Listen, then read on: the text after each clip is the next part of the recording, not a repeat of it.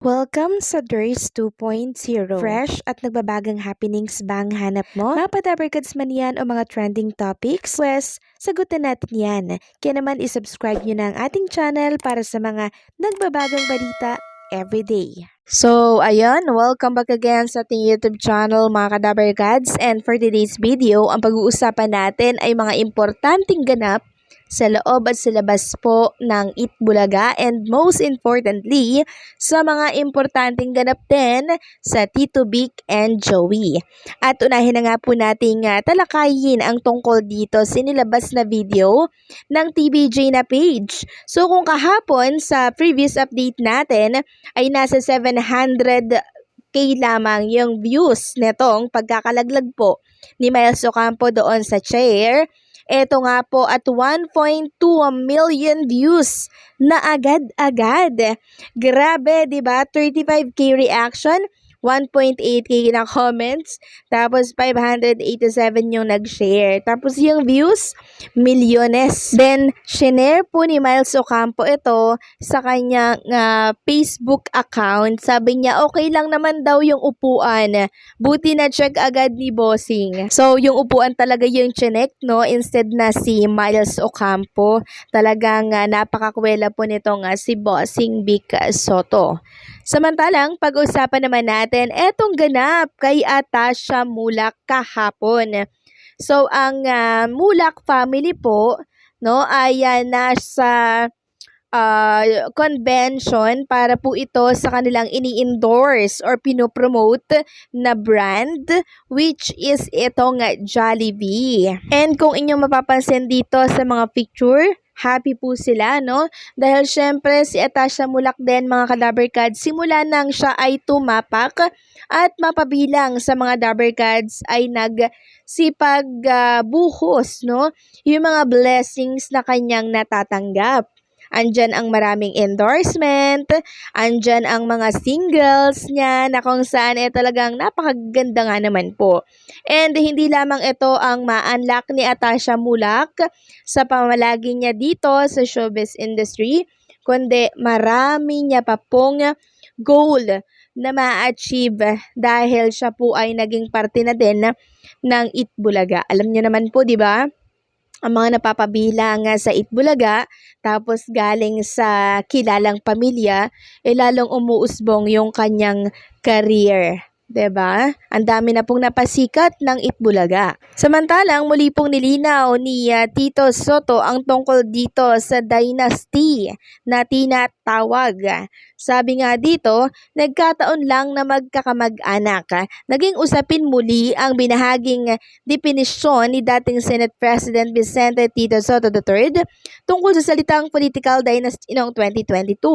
Habang papalapit na ang May 12 midterm elections, aniya, matatawag lang na political dynasty kung isang pamilya ay may concentrated influence umano sa isang lugar. Idinagdag pa nito na ang nabanggit na salita ay dapat bigyan ng malinaw na definisyon at dapat pagdebatehan ng malawakan sa Kongreso. Dapat dyan, pagdebatehan, kailangan i-define what do you mean by political dynasty. If there is a concentrated influence, then it becomes a political dynasty. Pero kung wala namang concentrated influence, hindi political dynasty yun. Nagkataon lang na magkakamag-anak saad ni Soto. Muling tumakbo si Tito sa pagkasenador habang kanyang pamangkin na si Vico Soto naman ay tumatakbo bilang alkalde ng Pasig para sa darating na halalan. Kasalukuyan namang nakaupo bilang Vice Mayor ng Quezon City ang kanyang anak na si Giancarlo Soto. Samantalang narito naman po ang ilan sa mga nagawang batas ni Tito Soto. Creation of the Family Courts, Doktor para sa Bayan Act, Bayanihan 1 and 2, Absentee Voting Law, Local Calamity Funds, masustansyang pagkain para sa batang Pilipino, Mental Health Act at Comprehensive Dangerous Drug Act of 2022. So ang dami pala nga nagawang batas no ni Tito Soto and sana hopefully ay mas maraming batas naman para sa mahihirap ang kanyang tutukan. Dahil yan po talaga ang gusto ng ating mga kababayan. Yung para naman po sa mga mahihirap, 'di ba? Yung i-push ng ating mga uupo po sa pagka-senador, 'di ba? Nang sa ganon makaluwag-luwag naman ng konti at makatulong sa mga mamamayang Pilipino natin. Samantalang pag-usapan naman natin ang tungkol dito kay Boss Joey De Leon. Di ba sa previous update natin, kahapon ata yun or kagabi, natalakay po natin, maraming nakapansin kasi na nawala po agad si Boss Joey De Leon sa segment po ng mga sumunod. Pero nung sa therapy, andyan po si Boss Joey De Leon. Na-screenshot ko pa nga po, di ba? Sa ating update kahapon, katabi po niya si Alan Kay. Tapos ng mga sumunod na segment na bigla siyang nawala. Kaya hindi maiwasan ng mga Dabbercads na magtanong na bakit nawala agad si Boss Joey? 'Di ba? Hinanap po siya sa The Clone, sa sa Give5, wala din siya doon. Kaya maraming naghahanap. Marami din po ang nag-aalala sa kanya na baka kung ano daw ang nangyari dito kay Boss Joey.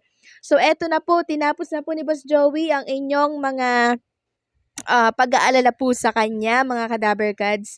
Dahil ngayong umaga lamang ay nag-post po siya ng kanyang painting sa kanyang Instagram account. Ayan po mga Kadabbercads, prutas ang kanyang pinaint dito. Sabi niya dito, Eat Bulaga, almost 50 years na, pero may awesome pa.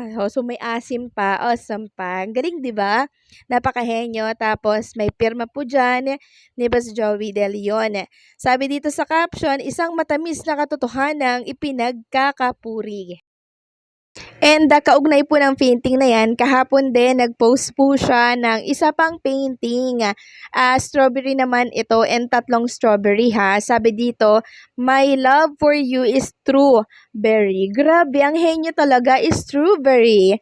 Strawberry. Grabe, dalawa yung meaning, di ba? Pwedeng strawberry, pwedeng strawberry. Sobrang tunay. Tapos may pirma pa po dyan ni Boss Joey De Leon. Napakahenyo niya talaga, no? Sana makahingi tayo ng isang painting lang ni Boss Joey. 'Di ba? Kasi gustong-gusto ko po talaga yung kanyang mga painting.